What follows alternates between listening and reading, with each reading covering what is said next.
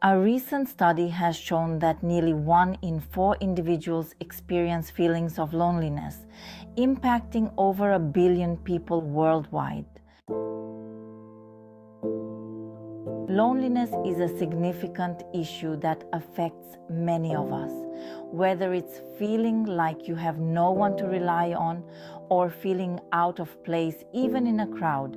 Loneliness can be overwhelming. Navigating feelings of loneliness can be challenging, especially when we are surrounded by people and not technically alone.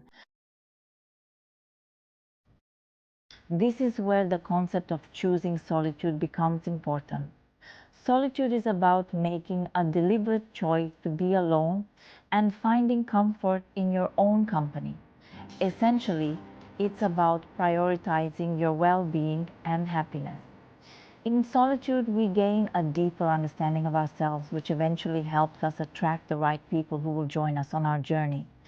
In today's video, we'll explore what triggers feelings of loneliness, delve into the psychology behind it, distinguish between solitude and loneliness, and discuss how spending more time in solitude can benefit us and our future relationships.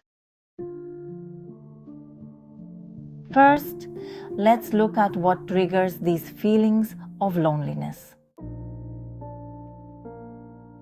The biggest trigger is a paradox: social media. Social media allows us to stay connected with everyone we know, but it can also leave us feeling incredibly isolated. With the rise of social media, we are more connected than ever before, yet we also process more information about other people's lives than ever before. On social media, we see our friends' activities and how others are socializing, and we often compare our lives to these online portrayals. This can leave us feeling inadequate, lonely, and insecure. It's crucial to remember that social media often creates a false impression that doesn't reflect reality. What you see online is usually a highlight reel or a heavily edited version of someone's life. So it's important not to take social media too seriously. Consider limiting who you follow, curating your feed, or even reducing your social media usage altogether. These actions can help alleviate feelings of loneliness. Next, let's delve into the psychology of loneliness. Loneliness is tied to how connected we feel to others. Attachment theory, which encompasses 3 attachment styles, emerged out of research by John Bowlby and later by Mary Ainsworth. Attachment refers to the relationship between a child and the primary care figures. This relationship is different from other relationships, like those with peers, siblings, and future partners, but it underpins them. Attachment theory helps explain the sense of connection and attachment we feel in various relationships, from family and friends to romantic partners. The attachment style you have influences how connected or lonely you feel. There are 3 main types of attachment styles: anxious, avoidant, and secure. Anxious attachment style. Individuals with this attachment style often have insecure relationships. They may be clingy or jealous, fearing abandonment. This intense clinginess or jealousy can drive others away, leaving the person feeling that the relationship is one-sided. This can create a cycle of anxiety, where the fear of losing someone causes the very thing they fear. Avoidant attachment style. Those with an avoidant attachment style tend to be fiercely independent, sometimes to a self-sabotaging degree. They rarely allow themselves to get emotionally close to others and often push people away as a means of self-protection. However, this behavior often results in few close relationships and can lead to feelings of isolation. Secure attachment style. This is the attachment style we should all strive for. People with a secure attachment style are comfortable both in their own company and in the company of others. They tend to develop healthy, long-lasting relationships, rarely experiencing jealousy or the need to push others away. Now that we have an understanding of the three main attachment styles, how does this relate to feelings of loneliness? Research suggests that our attachment style can predict whether we're more likely to feel comfortable in solitude or experience loneliness. An insecure attachment style increases the chances of feeling lonely, as it's often rooted in a fear of being alone or of others leaving. An avoidant attachment style might lead to pushing people away, resulting in few close relationships and subsequent feelings of confusion and loneliness. On the other hand, those with a secure attachment style are more likely to feel content in their own company and less prone to loneliness. So, how can we develop a secure attachment style? This is where solitude comes into play. Solitude is the practice of intentionally spending time alone. When we feel lonely, we often have a negative view of being alone, which can make us feel sad or low. This might prompt us to seek out others, whether by talking to friends or going out.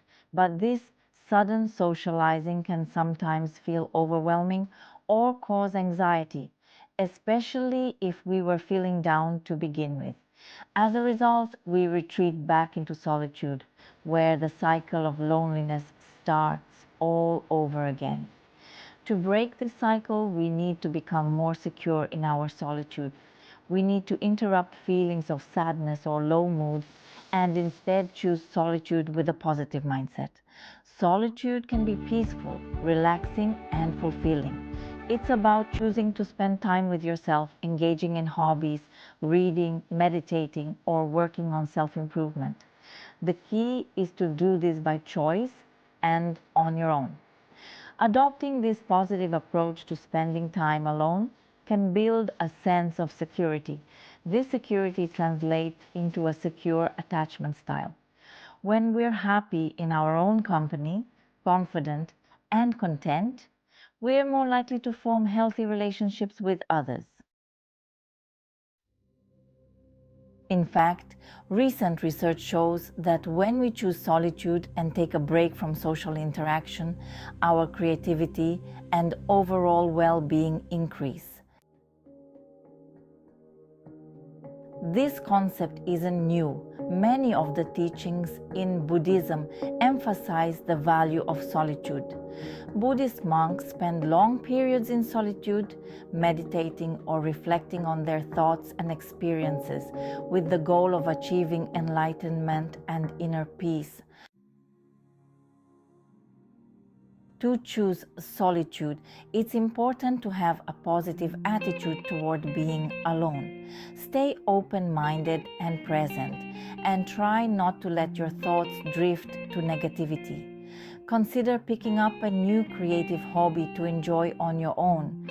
In your solitude, you'll become more secure in yourself, more confident, and more self-aware.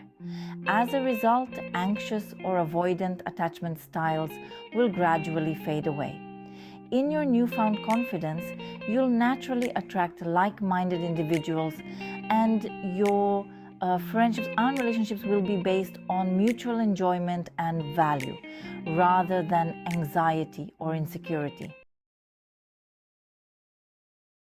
In summary, loneliness can be a distressing and painful experience, often triggered by negative emotions or distorted perceptions from social media. It's possible to feel lonely even when surrounded by others, and loneliness can be influenced by our attachment style. However, striving for a secure attachment style is essential, as it leads to strong and healthy relationships. Choosing to spend intentional time alone is key to breaking the cycle of loneliness. Solitude enhances our creativity, confidence and security, helping us to shift our mindset and form better connections with others. Breaking free from loneliness and embracing solitude can be a transformative practice. If you have any tips or experiences to share, leave a comment below and continue the conversation. And as always, stay tuned for more insights.